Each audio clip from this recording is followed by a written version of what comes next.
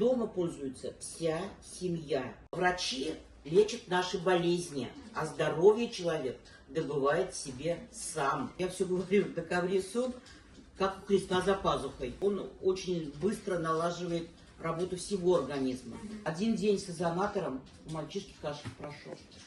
Сразу, моментом. Это все оборудование, оно проверено годами и людьми. Но, если вы положите его на полку, результата не будет.